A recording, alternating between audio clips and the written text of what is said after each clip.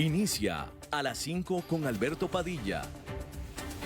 Un programa diseñado con el objetivo de llevarte diariamente un tema de actualidad, acompañado siempre de reconocidos editorialistas. De lunes a viernes a las 5 de la tarde por CRC 89.1 Radio. A las 5 con Alberto Padilla. Hola, ¿qué tal? Saludos, bienvenidos a esta emisión de A las 5 con su servidor Alberto Padilla. Muchísimas gracias por estarnos acompañando.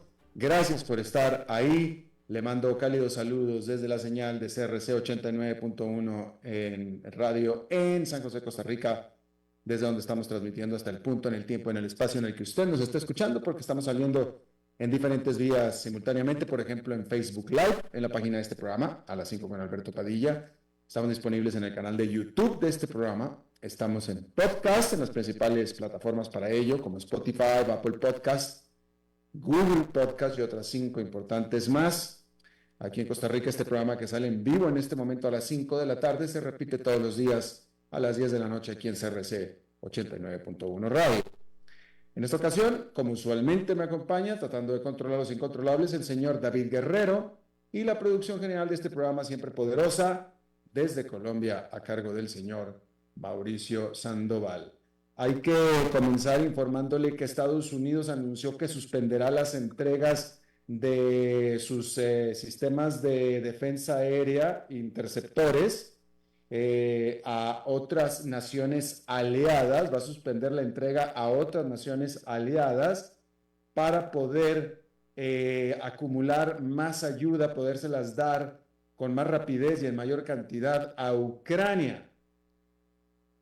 ¿Por qué? Bueno, porque este país en este momento se encuentra bajo un intenso y cada vez creciente bombardeo por parte de Rusia, quien ha estado atacando específicamente a las estaciones generadoras de poder o eléctricas de Ucrania.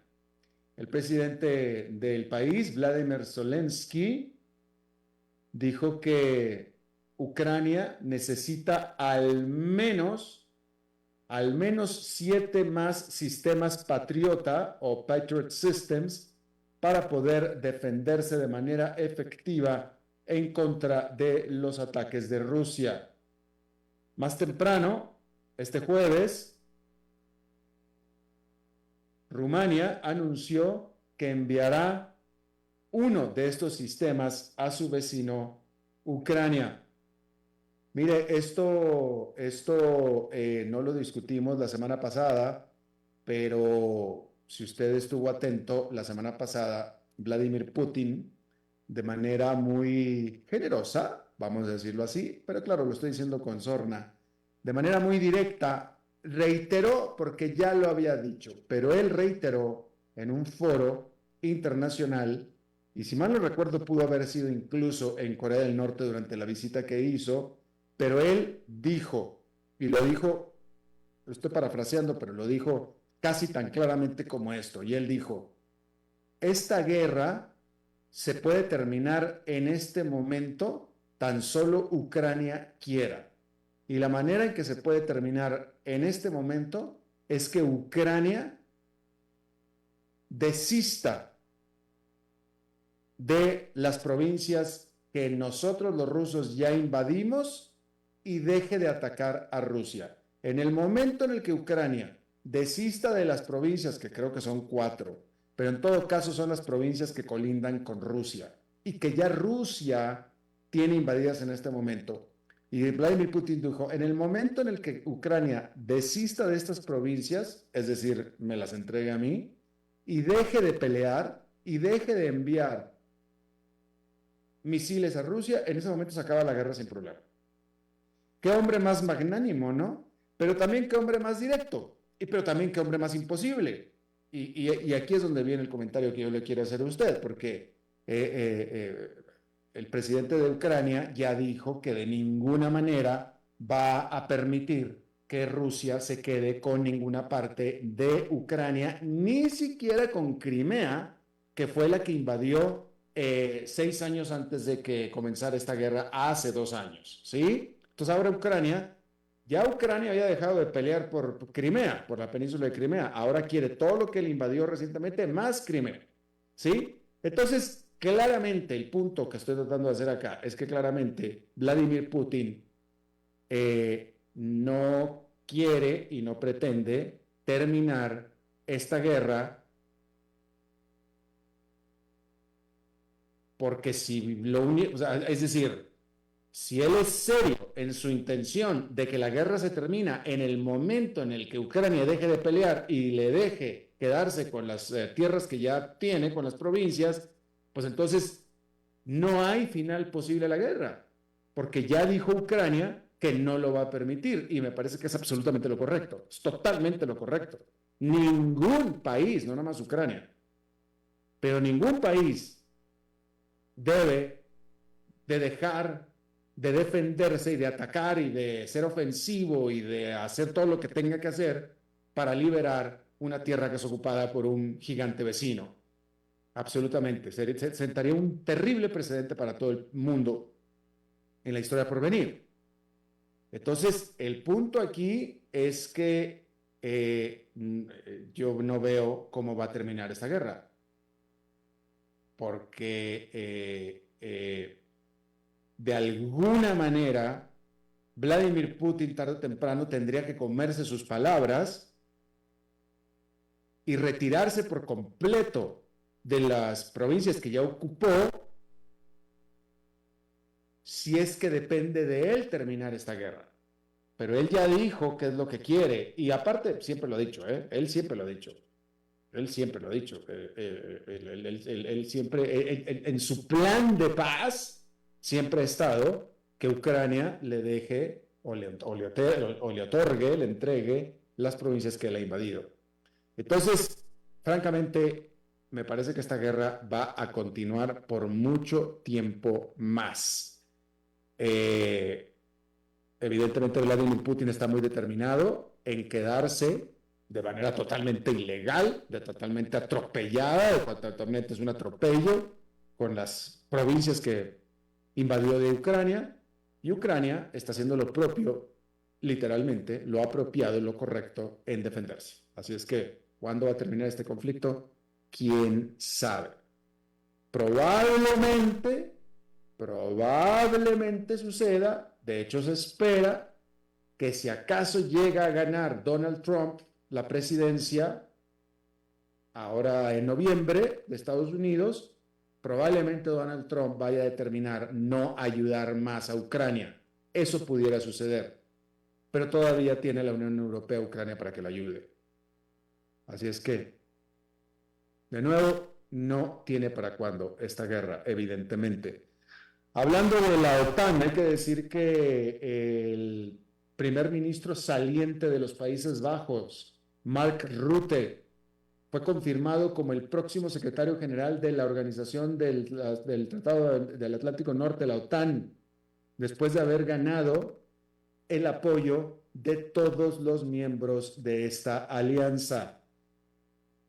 El presidente de Rumania, Klaus Iohannis, y quien era el único rival de Mark Rutte para la posición esta de secretario general de la OTAN, retiró su candidatura y así ya quedó allanado el camino. Como usted sabe, Rutte sucederá a Jens Stoltenberg en este puesto en octubre 2 próximo.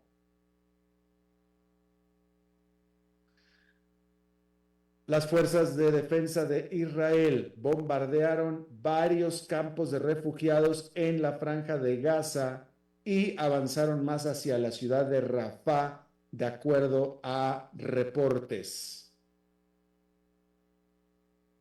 Más temprano, el vocero de las fuerzas de defensa de Israel, Daniel Hagari,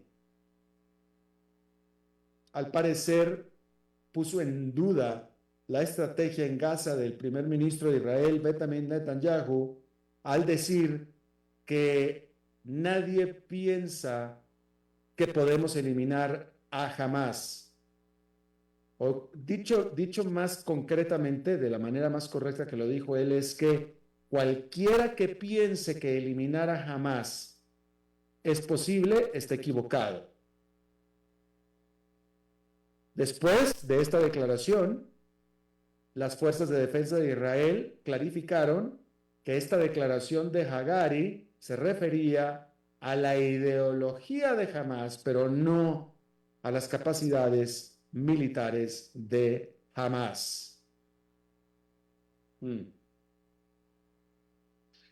La Unión Europea anunció que impondrá sanciones al sector de gas natural de Rusia por primera vez. Estas medidas impedirán a los tanqueros rusos el utilizar los puertos de la Unión Europea para transferir gas natural líquido a embarcaciones más pequeñas que después pueden transportar este combustible a otros países.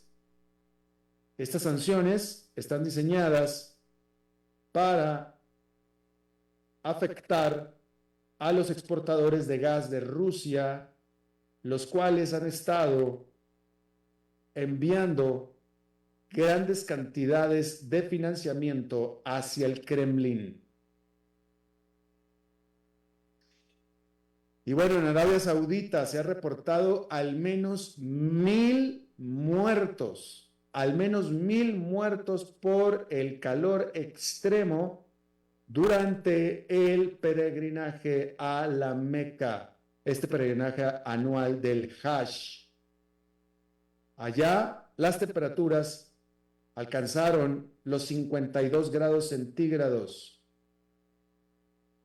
Este Hajj forma uno de los 5 pilares del Islam. Se espera que la cifra de muertos sea en realidad mayor. Egipto formó una unidad de crisis después de que se reportara que al menos 530 de sus ciudadanos están entre los que perecieron de calor. Sin embargo, se piensa que muchos de estos decesos de egipcios se trata de participantes no registrados en este peregrinaje. Pero hasta ahora van 1,000 de calor, no aplastados, ni siquiera se diría que sofocados, simplemente de calor. Triste, así es que lo tiene usted. Por cierto que en este dato publicado por The Economist, de acuerdo a fuentes estadounidenses oficiales, ahora con respecto a la visita que Vladimir Putin hiciera a Kim Jong-un en Corea del Norte, que es un proveedor de armamento a Rusia, los oficiales de Estados Unidos estiman que hasta ahora Corea del Norte ha enviado 11,000 contenedores con armamento a Rusia desde septiembre pasado nada más. Así es que ahí lo tiene usted.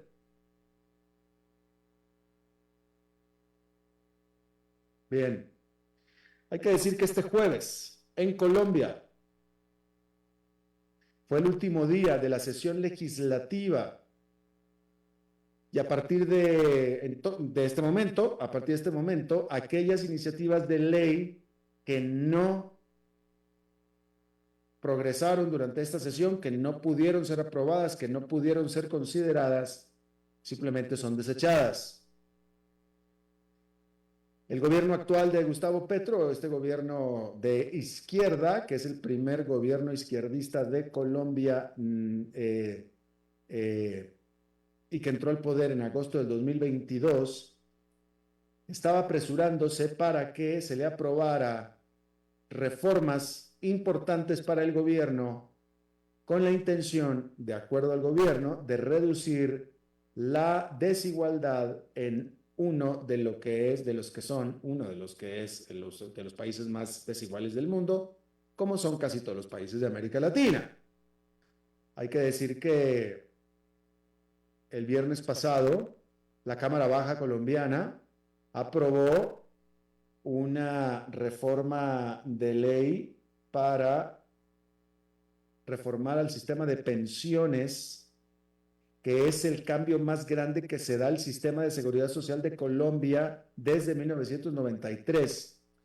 Esta reforma que se aprobó expandirá la cobertura de pensiones a prácticamente todos los colombianos que estén en edad de retiro, que es una cifra muy diferente al actual 25% de los colombianos en edad de retiros. Es decir, expande el sistema de manera total.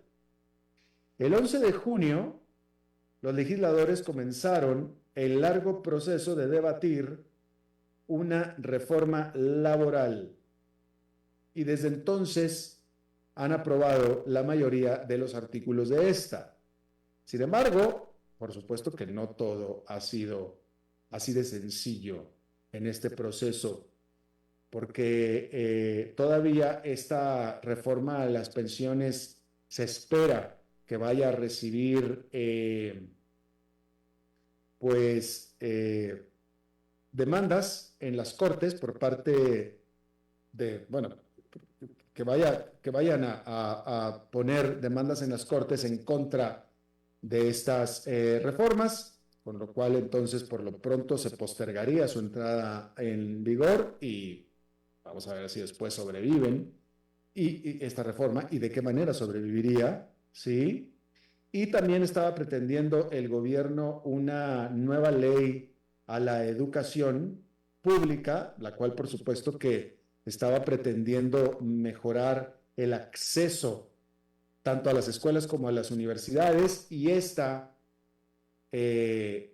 nació muerta, básicamente. Esta no se aprobó, sobre todo porque tuvo la oposición del sindicato más grande de maestros de Colombia, quienes alegaban que estos cambios que estaba proponiendo el gobierno de Petro habrían canalizado dinero público a escuelas privadas. Así es que, bueno, eso es lo que se informa en este momento desde Colombia. En la Gran Bretaña hay que decir que hablando de y llevando la monitoreo de los bancos centrales importantes del mundo que han comenzado a bajar tasas de interés, ¿sí? El Banco de Inglaterra, que es el Banco Central de la Gran Bretaña, hoy tuvo su reunión de política monetaria y no hizo cambios en su tasa de interés de referencia, con todo y que la inflación anual, en esta que es una de las economías más grandes del continente europeo, la inflación ya alcanzó el objetivo del Banco Central de 2%. Sin embargo, pues la decisión fue, con todo y eso, dejar sin cambios la tasa de referencia en 5,25%. ¿Por qué? Digo, el libro dice que si la inflación está o alcanza el objetivo, la inflación cayó hacia el objetivo, que en este caso es de 2%, y las tasas de interés están en teoría elevadas, pues entonces lo que correspondería es comenzar a bajarlas. Ahora sí, comenzar a bajarlas. ¿Por qué no lo hizo el Banco Central de Inglaterra? Bueno, primero que nada, porque mucha de la ajuste a la baja de la inflación en la Gran Bretaña se dio por una caída fuerte en los precios de la energía. ¿Sí? Y aquí hemos hablado muchas veces que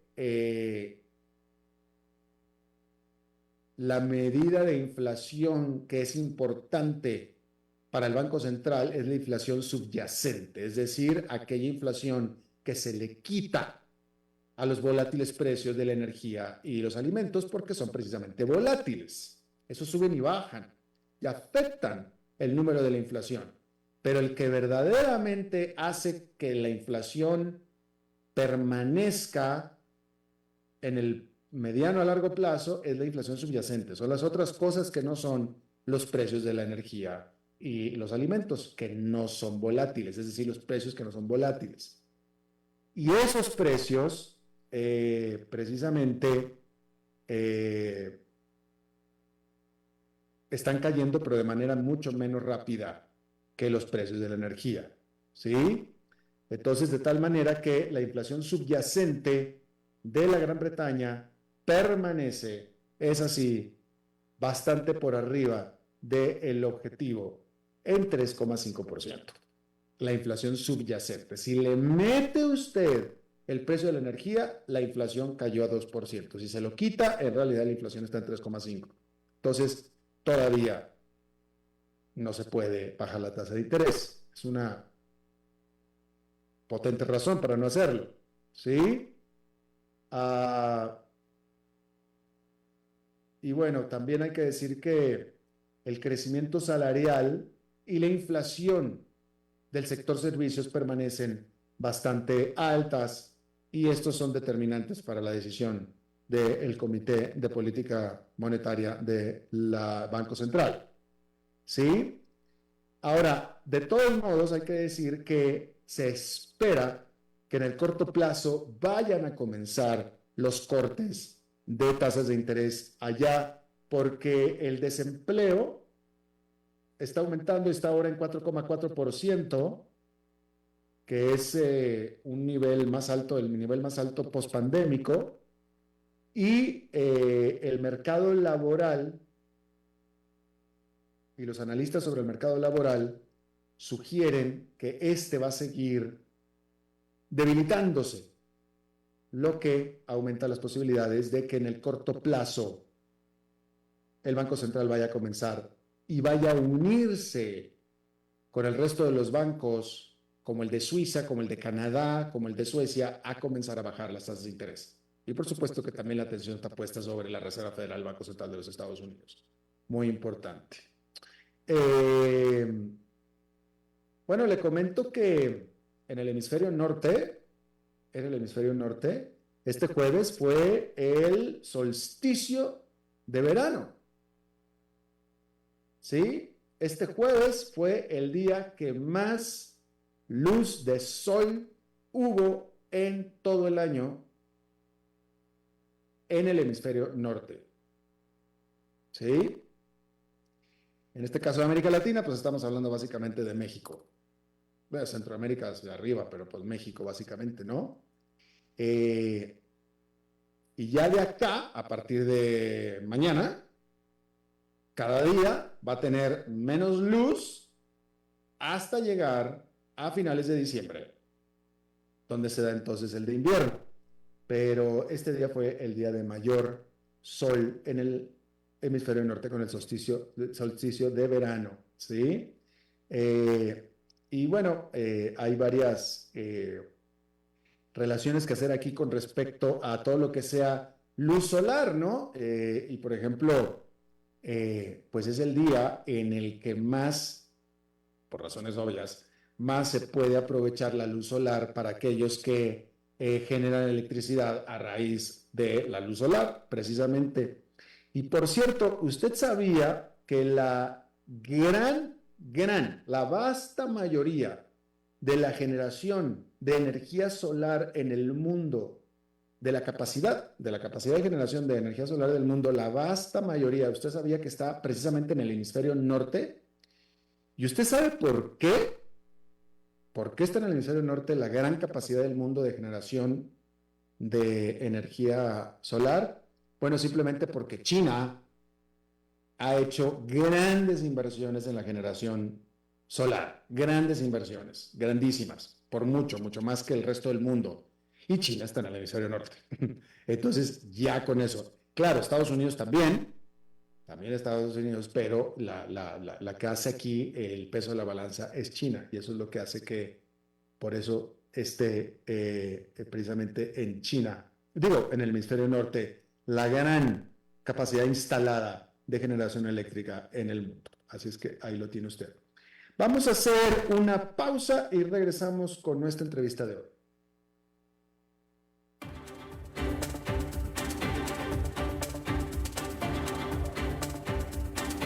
las 5 con Alberto Padilla, por CRC 89.1 Radio.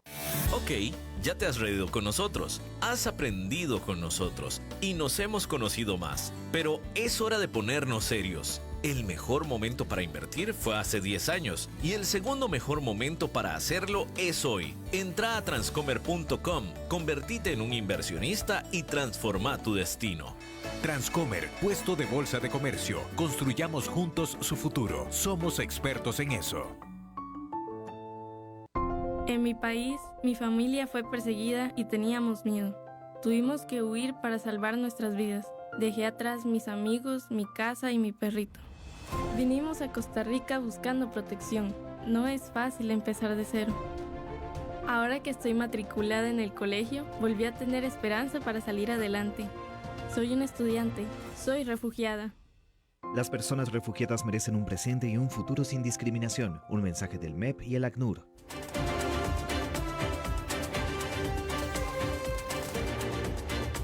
Seguimos escuchando a las 5 con Alberto Padilla.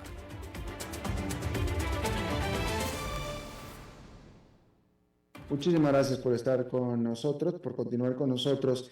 En México, la presidenta electa, virtual presidenta electa de México, Claudia Sheinbaum, hizo las primeras asignaciones de ministerios, presentó lo que es la primera parte de su gabinete, de lo que será pues sus colaboradores más cercanos en los próximos 6 años de gobierno de la presidenta electa.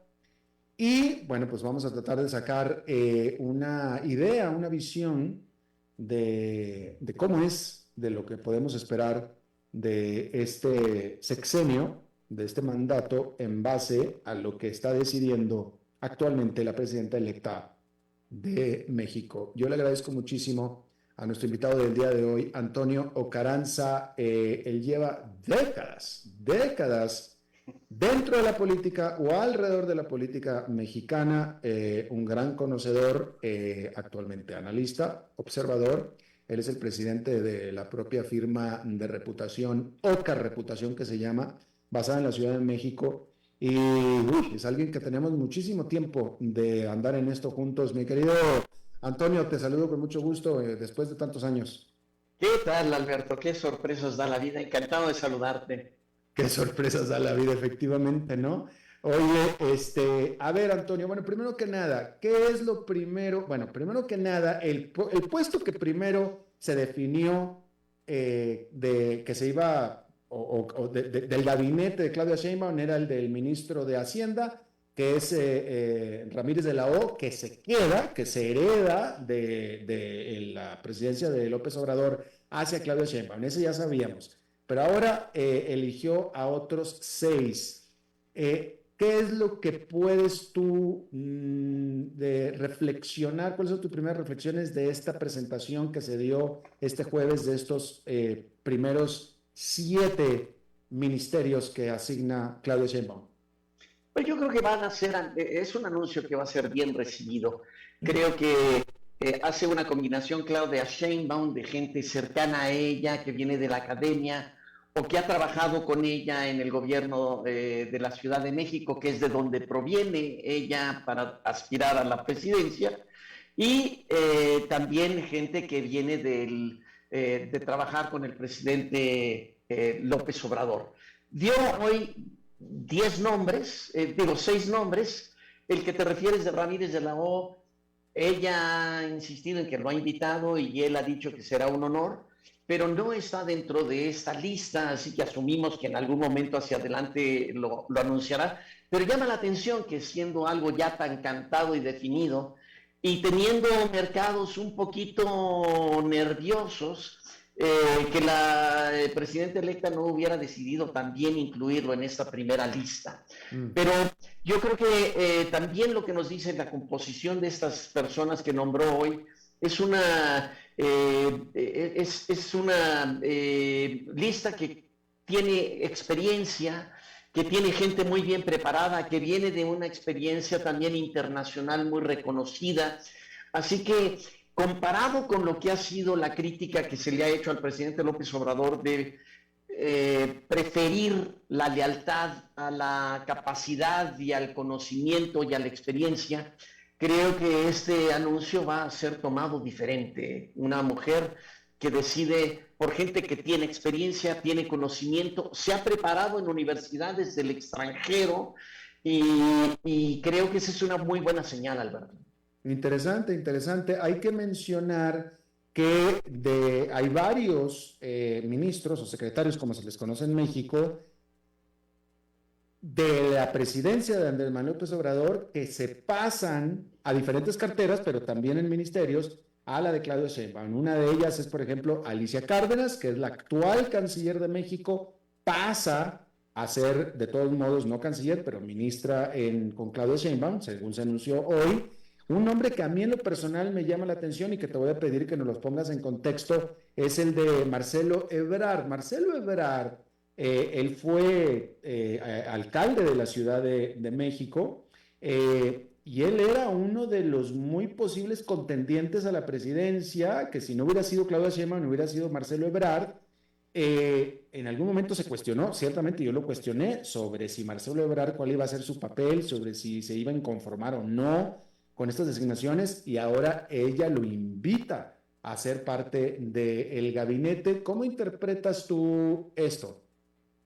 Yo te daría dos visiones. Por un lado, Marcelo Ebrard es una persona con una gran experiencia que tiene también la propia encuesta que definió al candidato de Morena para la presidencia y que le dio la candidatura a Claudia Sheinbaum. Él obtiene un cuarto más o menos de las preferencias, así que es una persona que tiene dentro del movimiento de Morena un peso y una reputación bien ganada. Recuerda tú que en su momento el propio Ebrard se había sometido a una auscultación, una encuesta con el que en ese momento quería ser candidato a la presidencia, que era Andrés Manuel López Obrador. Y él acepta la encuesta de ese momento, de 2012, para cederle la nominación de su partido, digamos, a López Obrador, que eventualmente perderá en esa elección, pero es un hombre que ha estado ahí en la punta siempre del liderazgo de Morena. Nombrar a Ebrard tiene quizás dos mensajes. Uno, el de la unidad, ¿no? El de tener gente que ha sido un competidor tuyo por el liderazgo del partido, pero al que llamas a integrar una área importante de tu gabinete, que es la Secretaría de Economía. Pero el segundo mensaje es uno donde hay que reconocer que este gobierno y Morena como partido no es un generador de gran talento gubernamental. No tienes gente que se distinga por ser funcionarios de gran envergadura, de gran visión, de gran efectividad. Entonces es poco el talento al que puede recurrir Claudia Sheinbaum y Marcelo Ebrard es uno de ellos, en una posición que va a ser clave, Alberto, porque él tiene en 2016 el encargo de revisar el Tratado de Libre Comercio con Estados Unidos y Canadá, que en su segunda fase, la que se negoció con el presidente Trump, tiene una cláusula de revisión del tratado, y eso ocurrirá al 8º año, que es en 2016. Ya tiene Marcelo Ebrard una gran experiencia como canciller que fue del presidente López Obrador en lidiar con Estados Unidos, en lidiar con el presidente Trump en su momento, que podría ser nuevamente el presidente de los Estados Unidos. Entonces, en ese sentido, tiene mucha razón Claudia Sheinbaum en integrar a una persona como esta. Quizás de las 6 personas que hoy nombró, Marcelo Ebrard es el que generará más polémica, ¿no? Porque cuando él pierde con Claudia Sheinbaum la nominación de Morena, se molesta, hace su berrinche, se aleja y parece que pues, no va a aceptar el resultado y hay un distanciamiento. Y en ese sentido habrá gente muy cercana a Claudia Sheinbaum que le dice: ¿por qué lo traes? O sea, no tiene mucho sentido, no ha sido una persona leal a ti. Pero creo que pues, el pragmatismo y la política se impone e integrarlo tiene mucho sentido para ella. Evidentemente acabas, como bien lo dijiste, que estás bastante complacido, quizá, no quiero poner palabras ponerte palabras a ti, pero pareciera que estás complacido con los nombramientos. No ves a nadie, ninguno de los nombres te causa alguna malestar. Ninguno de ellos tiene un pasado que pueda ser controversial y creo que le manda a la gente que está un poquito nerviosa pues un buen mensaje. Podría haber sido algo muy diferente, Claro. pero creo que escogió carteras que además son poco controversiales, son carteras muy técnicas, secretarías en donde necesitas especialistas. Vendrá la parte política y eso generará un gran debate. Eso es lo que te iba a decir. O sea, todavía siguen, de las que faltan, todavía siguen algunas que son clave. Sí, cómo no. Ella piensa anunciar su gabinete en partes. El próximo jueves hará otro anuncio, quizás de otro grupo de 6 personas. 3 mujeres y 3 hombres fueron designados hoy, así que es interesante ver ese balance de género. Y todavía falta, pues, toda la parte de política interna. Falta también que sepamos... Bueno, el de gobernación se dio hoy, ¿no? No se dio hoy el de gobernación. Todavía... Perdón. Es una de las carteras que faltan, junto con educación, junto con el trabajo. También falta saber quién será en 2 posiciones importantes, la de la Comisión Federal de Electricidad y de Pemex, que son empresas de energía, de petróleo o energía eléctrica, que han sido sumamente cuestionadas en la forma en que el presidente López Obrador las ha venido manejando, que han detonado controversias con socios como Estados Unidos y Canadá, por la mentalidad de protección y de nacionalismo energético del presidente López Obrador. Así que conocer esos perfiles va a ser muy interesante para ver si Claudia Sheinbaum sigue con esta idea pragmática o si va a estar dominada por ciertas escuelas ideológicas que son hasta cierto punto representativas de la manera de pensar del presidente López Obrador. Que hasta ahora no se puede afirmar eso. No, hasta ahora no. Hasta ahora no. Okay. No hay ninguna designación hoy, por ejemplo, en donde uno vea la mano del presidente. Todavía no. Todavía no se ve. Bien, ahora déjame te pregunto, Antonio, la primera promesa de campaña, que parece ser que se va a cumplir, y fue promesa presidencial primero y ahora promesa de campaña, y están unidos en esto, tanto López Obrador como Claudia Sheinbaum, es en la famosísima reforma al sistema judicial o al Poder Judicial de México, que lo van a lograr con esta nueva mayoría que aparentemente el pueblo mexicano les otorgó. ¿Qué es esta reforma y por qué es importante? Ahora, una pregunta. Y te voy a hacer esta pregunta y tú dime si me vas a decir si estás de acuerdo o no. Es una aseveración y tú vas a decir, lo que ellos están cambiando fueron reformas que se realizaron al sistema de justicia durante la época democrática de México, es decir, durante este siglo, ¿cierto? La última reforma de este tipo, Alberto, judicial, se hizo en el 1997, con el presidente Zedillo, que reformó el sistema judicial, disolvió la Suprema Corte para nombrar nuevos ministros. Y es la que existe hasta ahora. El presidente López Obrador ha estado muy frustrado con el Poder Judicial porque ha habido iniciativas que él ha promovido, por ejemplo, las que te mencionaba del sector eléctrico, que han sido detenidas por los jueces y por la Suprema Corte de Justicia, y esto lo ha frustrado. En algunos casos diciendo que son anticonstitucionales. Es correcto. Es correcto. La Suprema Corte ha considerado que algunas leyes que el presidente ha pasado simplemente no tienen ninguna validez constitucional. En febrero el presidente anunció que iba a mandar 20 iniciativas de reforma. Ahora, con la mayoría calificada que tiene el presidente, podría pasarlas todas, pero ha sido muy interesante la negociación entre Claudia Sheinbaum y el presidente, y no se espera que las 20 reformas que el presidente había anticipado que mandaría sean aprobadas en el mes de septiembre, como se anticipaba, y que solo de las que el presidente a las que el presidente le apuesta sería la judicial. Entonces, la reforma del Poder Judicial supone disolver, digamos, la Suprema Corte, redefinir la forma en que se designan a los jueces, y esto va a ser por voto popular.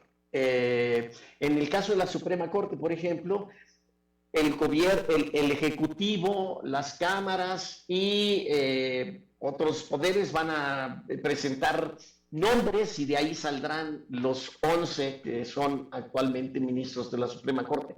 Pero cuando ves más abajo lo que son los tribunales de distrito, los jueces que atienden cualquier tipo de demanda abajo, el presidente ha insistido en que tienen que ser electos por el pueblo. ¿Cómo se hará esto? Todavía está por definirse porque la reforma no ha pasado y todavía no hay un texto que haya sido aprobado. Entonces va a ser parte de la discusión y la negociación. El gobierno actual, porque tiene la mayoría con su partido, puede pasar la reforma que quiera. Pero en las últimas semanas lo que hemos visto es una gran inquietud y gran nerviosismo en los mercados, porque pasar la reforma que quiera el gobierno en términos de el Poder Judicial, pues manda una señal de arbitrariedad, de incidencia del gobierno en decisiones de jueces, etcétera. Entonces tienes a muchos inversionistas diciendo, a ver, explícame de qué se trata esto, porque yo tengo aquí plantas, porque yo quiero invertir en México y quiero tener un sistema judicial independiente, autónomo, que decida las cosas sin injerencia del gobierno. Entonces, eso es lo que hemos estado viviendo en las últimas 2 semanas en México. ¿Cómo se supone que puede ser un juez federal, etcétera, de alta corte en México, ser electo popularmente sin que sea partidista? Yo creo que eso lo puedes hacer teniendo quizás... Digo, en la actualidad hay muchos jueces que no lo son, ¿no? Que no son partidistas. Sí, porque estamos hablando de que tendrían que hacer campañas electorales, ¿no? Elígeme a mí sobre el otro, ¿no? En eso tienes razón. No sabemos cómo se va a traducir esto. De hecho, el único país que yo he encontrado que tiene un sistema en donde tú eliges a los jueces es Bolivia, a partir de una reciente reforma del 2009, pero ningún otro país en el mundo hace una cosa como el presidente está deseando hacer. Y en el 2009 todavía estaba Evo Morales en el poder en Bolivia. Es correcto. Y Evo Morales no era precisamente un presidente democrático. Dime una cosa, tú le ves, no te quiero comprometer, pero obviamente esta reforma que tú estás describiendo tiene mucha oposición dentro de la oposición y de los medios de comunicación y de los analistas en México, porque ellos dicen, bueno, es que el problema con eso es que si tenemos un partido mayoritario, cuasi hegemónico, súper popular como Morena, que es el partido del presidente, impulsando a jueces, pues entonces los jueces que ponga Morena son los jueces que van a estar ganando y tendremos entonces jueces alineados con el partido en el poder. Eso es lo que ellos alegan y critican. ¿Tú puedes ver esta preocupación? ¿Estás de acuerdo con esta crítica? Sin duda, y esa quizás sería la menor de las preocupaciones hasta cierto punto, Alberto. Lo que también estás escuchando, recientemente se filtró lo que supuestamente era un documento de la DEA en donde hablaba que Estados Unidos estaría muy preocupado de un sistema así, porque lo que puedes tener son jueces que sean prácticamente nominados, financiados y sugeridos y electos por el crimen organizado en diferentes regiones del país. Como se está dando con algunos puestos de elección popular. Correcto, que ya se da en municipios, en regidurías, etcétera. Entonces, esa es una preocupación real y que está ahí, y que hay que ver cómo quedan las reglas y qué tipo de candados existen en esta reforma como para eliminar al máximo esa posibilidad. Ahora, cosa que hay que ver. López Obrador está impulsando esta reforma porque dice y alega que el Poder Judicial, los jueces, son corruptos, que están siendo dominados por grupos de interés, etcétera, etcétera. Eso lo dice porque tú, como lo explicaste tú, le rechazan a él las propuestas de ley que él pide. En parte, En parte es correcto, en parte creo que la percepción dentro de la población es que en un porcentaje uno piensa que la justicia no está siendo bien administrada, que existe corrupción en el sistema judicial, etcétera. Hay un componente que el ciudadano quizás viva y diga, no todos los jueces en México son honestos, existe una necesidad de modificar el sistema judicial, claro que sí, lo vemos en el día a día. Ahora, que esa sea la forma en que se puede resolver, pues es el gran debate. Hay gente que dice, oye, sí tenemos problemas, pero la solución que está pretendiendo el presidente López Obrador va a ser más grande el problema que hoy existe. Entonces, es parte de la discusión que vivimos y creo que es un debate que debe de ser abierto y debe de ser muy sano. Si es que podría ser sano, el problema es si el debate será escuchado por el gobierno o si simplemente pasará la reforma que al presidente le guste. Si, independientemente de lo que piensen expertos, líderes de opinión o la gente en general, ¿no? Y la pregunta es, ¿por qué no? Pero déjame te hago una pregunta más concreta al respecto. Es cierto, tú nos puedes corroborar, Antonio, que con esta mayoría calificada que tiene este gobierno en el Congreso, es cierto que prácticamente pueden hacer este gobierno con su mayoría en el Congreso cualquier tipo de reforma, lo que quieran, carta blanca completa, ¿es cierto? Es correcto. O sea que en cualquier momento y nada les previene, nada les evita salir con cosas que no han dicho que van a salir, con sorpresas. Por supuesto que sí. Creo que ahí la contención está en los mercados financieros, la contención está en la vinculación con los Estados Unidos. O sea, ¿qué tanto puedes hacer que se te pegue la gana hacer? Pues no es necesariamente una carta, no es un cheque en blanco.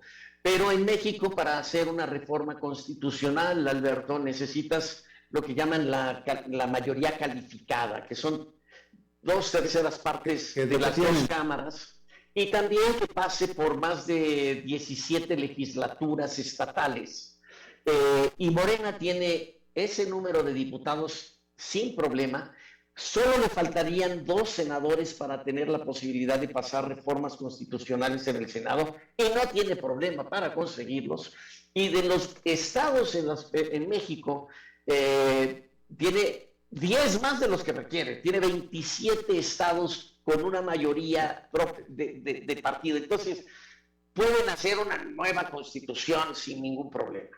O sea, déjame te hago la pregunta así loca, pero nada más para ponerlo claro. Si ellos llegan a decidir, se acabó la alternancia, hay reelección indefinida, ¿lo pueden hacer? En términos de los números, sí. No creo que ocurra, creo que hay obviamente intereses, hay que también tener, creo que buena parte de lo que tenemos que entender es qué tipo de aprobación se dio en las elecciones, ¿no? ¿Qué tipo de cheque se dio a la gente? De la reforma judicial, por ejemplo. Me pareció uno en blanco, Antonio. No, sí, pero el tema de la reforma judicial no era algo que estuviera en la mente de la gente. Cuando tú le preguntas a la gente, ¿sabe usted qué pasa con la reforma judicial? El 70% te dice, no tengo ni idea de qué me está hablando, ¿no? Entonces, no es que la gente haya dicho, sí, voto por Claudia Sheinbaum porque quiero una reforma judicial. Entonces, esos son digamos que los límites y el lugar del debate donde vamos a tener una gran lucha. ¿Hasta qué punto esto significa que puedes hacer lo que se te pegue la gana o no? Bueno, veremos, ya estaremos viendo eso, Antonio, y lo estaremos viendo junto contigo. Antonio Ocaranza, analista y presidente fundador de Oca Reputación en la Ciudad de México. Te agradezco muchísimo tu análisis esta tarde. Encantado y un gran gusto volverte a ver, Alberto. Y nos seguiremos viendo más. Muchísimas gracias, Antonio. A ti. Bien, siendo jueves, vamos a cerrar con nuestro buen amigo, comunicador, polemista, opiniador. ¿Esto lo dije bien dicho? Que emite muy buenas opiniones. El señor Dado, el señor enfadado. ¿Cómo está usted, señor Dado? Todo bien por acá, Padilla. Me alegra saludarte. Es opinador. Yo lo dije, me salió mal, pero es opinador. ¿Cómo está? Todo lo que vos digas está bien, Alberto. Eso, así me gusta, señor Dado. Bienvenido siempre así. Bueno, muchas gracias. Un poco irregulares las apariciones de mi parte últimamente, pero bueno, así están las cosas, Padilla. ¿No ve usted una teoría de la conspiración aquí o sí? No alcanzo a ver tan lejos, ¿no? Hasta Costa Rica. Pero bueno, déjame que te cuente, Padilla. Hay una creciente expectativa acá en Estados Unidos porque exactamente dentro de una semana va a ser el primer debate entre Donald Trump y Joe Biden. Entonces, la última novedad que salió hoy es que se tiró la moneda para determinar estas dos cosas. En una ganó Biden, él va a quedarse del lado derecho de la pantalla y Trump del lado izquierdo. Y la otra, que es la que me parece más interesante a mí, es que el cierre del debate va a estar a cargo de Donald Trump. Va a tener la última palabra. Va a tener la última palabra. Luego hay otro debate, creo que es el 10 de septiembre. Este debate del jueves que viene va a estar a cargo de CNN, donde Trump tiene muchos amigos, ¿no? Ironía aparte, ¿no? Entonces va a ser aquí en Atlanta. Hay ya un despliegue impresionante. Una muy buena fuente me ha contado que hay ya un despliegue impresionante hasta con background check para la gente que trabaja en la operación de CNN que está acá en Atlanta. Muchos de los empleados de CNN de aquí de Atlanta, muchos de ellos no van a ir a trabajar ese día, lo van a hacer desde sus casas. Y obviamente la presencia del servicio secreto por parte de los dos líderes políticos va a ser impresionante, ¿no? Pero bueno, va a ser todo eso un revuelo. Lo que te quiero contar también es que hay mucha preocupación entre los medios de comunicación y expertos, analistas muy asociados con el surdaje, con los liberales, con los demócratas, en cuanto a rendimiento intelectual, por ponerlo suavemente, de Joe Biden durante el debate. Hay gente muy conocida acá, por ejemplo, Bill Maher, que es un presentador, un showman identificado totalmente con los liberales, con los zurdos. Otro es Cenk Uygur, que es un personaje que, bueno, es dueño de una plataforma de comunicación en YouTube que se llama Los Jóvenes Turcos, y él siempre ha estado asociado con esta idea de izquierda, hasta antisemitas, te diría, ¿no? Bueno, estos dos personajes, por ejemplo, ya han manifestado abiertamente, ellos vienen pidiendo, ellos votan demócratas, no sé si hace falta aclararlo, pero ellos hace ya bastante que vienen pidiendo que ese lo reemplace a Biden, se ponga otro candidato. Hay especulaciones acá, las malas lenguas que dicen que esto finalmente va a suceder, porque hace poco salió una nota en el Wall Street Journal. El periodista dice haber consultado más de 40 personas dentro del Partido Demócrata y el gobierno que reconocen que Biden tiene más días malos que buenos cognitivamente y que actúa muy lentamente en otras ocasiones, ¿no? Entonces, bueno, ese es otro tema para considerar, es decir, finalmente va a llegar Biden a la elección del 5 de noviembre o lo van a reemplazar antes. Bueno, surgen los nombres, se tiran los nombres de la misma Kamala Harris, que es más impopular que Biden. Dato. También se menciona a la mujer de Barack Obama, Michelle Obama, y hay quienes están viendo que no es casual, hay crecientes apariciones de Hillary Clinton en los medios últimamente, y esto, bueno, ha dado pábulo para que digan que ella también podría volver. Lo cierto es que no nos podemos aburrir, Alberto, como te digo más de una vez, con la política de Estados Unidos. No. Este es el estado de la situación aquí. ¿Cuándo es el debate? El jueves que viene, el 27 de julio. El próximo jueves. Bueno, pues ahí está entonces. Señor Radio, muchísimas gracias como siempre. A la hora de Padilla, saludos al equipo y a la audiencia. Gracias, estaríamos platicando justamente el próximo jueves, justo antes del debate, desafortunadamente, pero bueno, hasta entonces.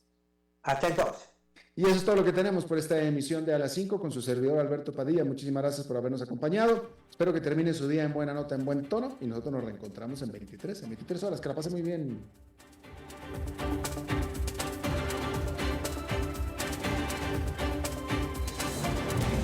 A las 5 con Alberto Padilla fue traído a ustedes por Transcomer, puesto de bolsa de comercio. Construyamos juntos su futuro. Somos expertos en eso.